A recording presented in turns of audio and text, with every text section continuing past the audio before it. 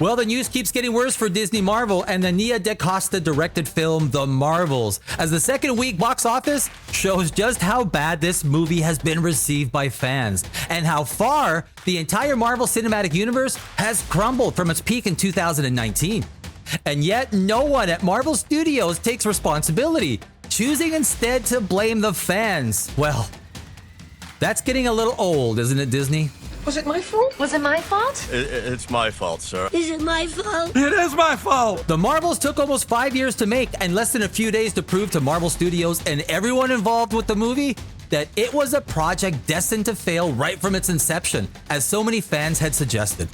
But in the world of superhero movies, there's always a lot more finger pointing and blaming others than there is anyone who is willing to take responsibility for its failure. A classic feature of the narcissist culture that has found a comfortable home at Marvel and Disney. I'm good at everything. The Marvel's opening weekend was the worst in Marvel franchise history, with a meager $110 million in global box office. The Marvel's second week again breaking records, and not for any good reasons. It had an abysmal 78% drop in its box office, 87% on Friday, bringing in only $10.2 million over 3 days in its second full weekend of release, taking the mantle from Ant-Man and the Wasp: Quantumania, which held the title for the biggest second week plummet at 69.9%. Now, this will only fuel the finger pointing as to who is to blame for this financial disaster. To make a great movie, it takes a team. To make a terrible movie, it takes a team. So it's safe to say that there is more than one person who is responsible for sharing the blame for this massive box office disaster. However, you can rest most of the blame on the person who greenlit the project, giving it a thumbs up and then hiring the director, approving the script, and giving the project his blessing. That would be Kevin Feige. With that said, the director is the one in charge of the production and all of its moving parts, both big and small. The director shoots the scenes, works with the actors, interprets the pages on the screenplay, approves the set design and costumes, and directs all of the ingredients as they come together to create what is ultimately seen by audiences on the big screen. Nice work, everyone. Sharp broadcast. Really good. Everyone on the floor as well. Really a lot of hustle. I liked it. Nia DaCosta has to take her share of blame for the Marvel's incredibly bad results at the box office, because it is simply a terrible movie on every level and every metric. But deflecting the criticism has become a popular tactic with those who produce and direct movies for Marvel and Disney. They blame the very people who shell out their own money to see the movies that they create. So it's hard to understand why blaming the fans is the best way for Disney and Marvel to handle these situations. Imagine this. Imagine McDonald's put out a new hamburger, but it had terrible sales. No one bought it, calling the new hamburger a disgusting piece of horribly tasting food. Could you ever see McDonald's blaming its customers and calling them names for not liking it? Never. Never would you see them do this, because they understand that the customer is the only thing that matters to their business. The only thing. They would pull the sandwich and move on to the next one, learning from their mistakes. But not Disney or Marvel Studios. They are more than happy to ridicule their customers, call them names, and blame them for everything bad that happens to them. It's pathetic. Talking to Variety shortly before The Marvels was released in theaters, director Nia DaCosta was asked about the negativity surrounding the sequel, explaining that she's familiar with the negative and toxic sides of fandom because she's always been a big old fan of the nerdy shit for a long time. DaCosta went on to say, there are pockets where you go because you're like, I'm a super fan. I want to exist in the space of just adoration, which includes civilized critique. Then there are pockets that are really virulent and violent and racist and sexist and homophobic and all of those awful things. Well, looks like she got all the important ones. Well, let's talk about this. I would be the first one to come to her defense if she was subjected to any unfair or biased criticism, whether it was sexist, racist, or any other kind of bigoted form of insult. Count me in. No one deserves treatment like that, as I'm sure all of you would agree 100%. But personally, I have not seen or read any comments that could be labeled anywhere close to what she is suggesting.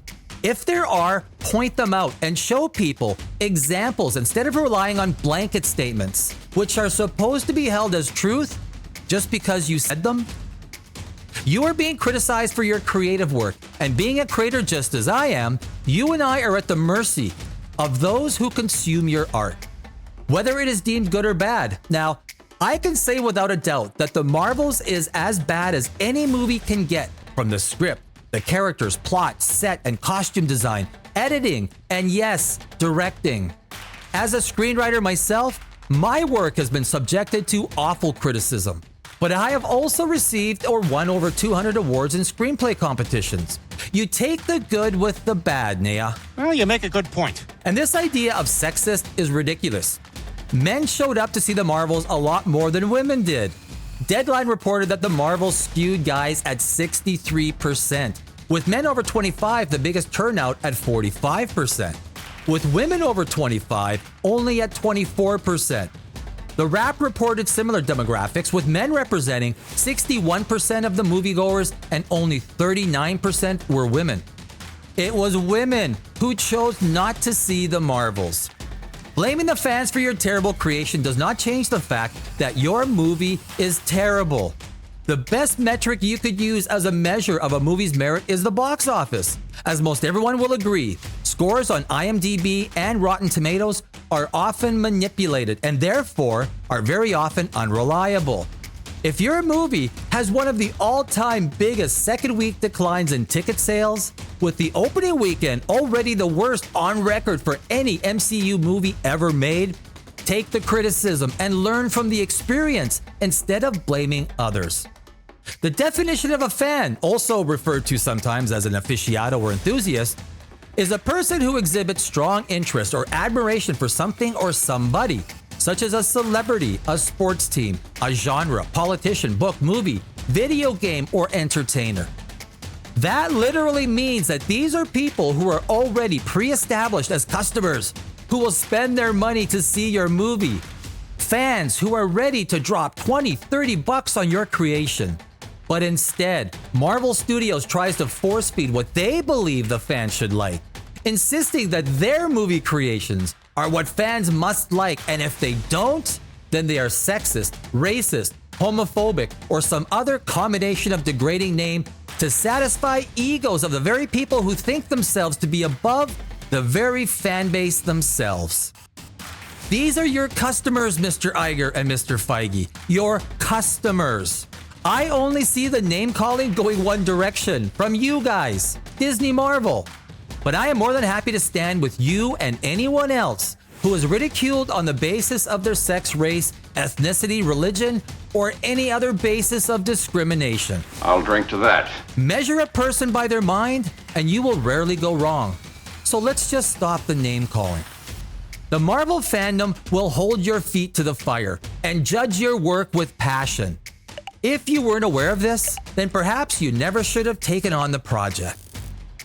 If you like what you heard, I thank you for watching and invite you to subscribe and join the Poprageous family. And if you didn't like what you heard, well, I thank you all the same. And we'll see you in our next video.